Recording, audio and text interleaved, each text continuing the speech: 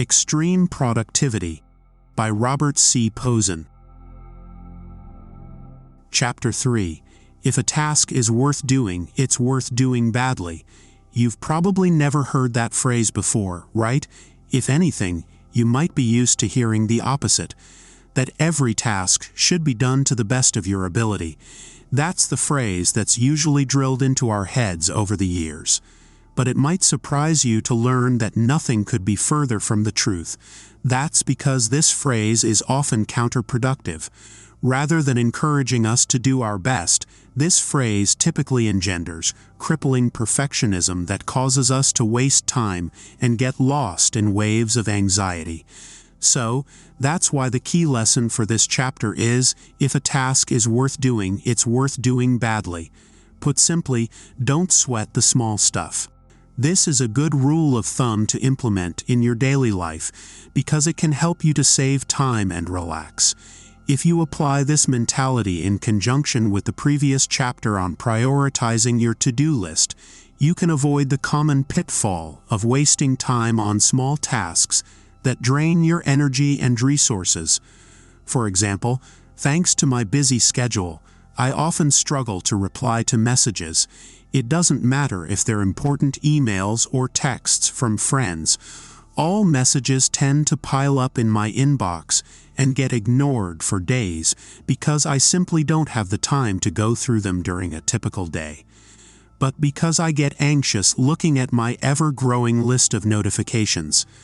There's something especially stressful about those little red pop-ups telling me I have 73 unopened messages. I usually put answer messages at the top of my to-do list. This means that when I look back at my to-do list and prepare to start checking things off, answer messages looks like it's the most important thing for me to do. But that might not necessarily be the case. Going through every single message and crafting a personal reply to each one can take me hours. I could easily waste a whole day just working through my inbox, but my messages might not be the most important or most time-sensitive thing I need to do. So, if my priorities are off-kilter and I tackle messages first, I might fall behind on more important things. I might neglect the project that needs to be completed in 48 hours while I'm answering messages that aren't time-sensitive at all. The same is probably true for you.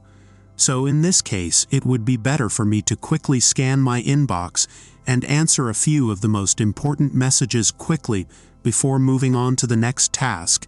Each reply might not be as personal or as detailed as I might like, but if it gets the job done well enough and crosses it off my to-do list, I need to be okay with that and move on. And that's why the author recommends implementing the Ohio Principle to help you prioritize your most important tasks. Ohio stands for Only Handle It Once, because that practice saves you a lot of time. Here's how it works in practice. Let's say that a friend has asked you to read over a draft of their novel and provide personalized feedback.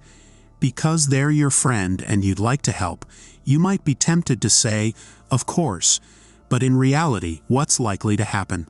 The most realistic scenario is that you'll agree to review their book and then forget all about it.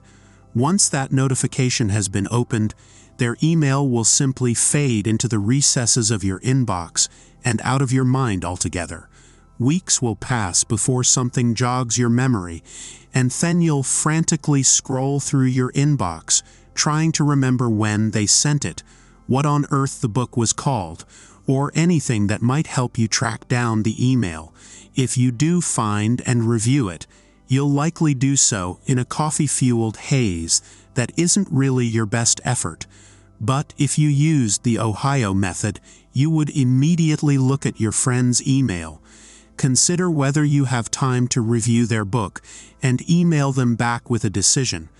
As you can see from these examples, avoiding perfectionism and only handling it once can help you hack any to-do list.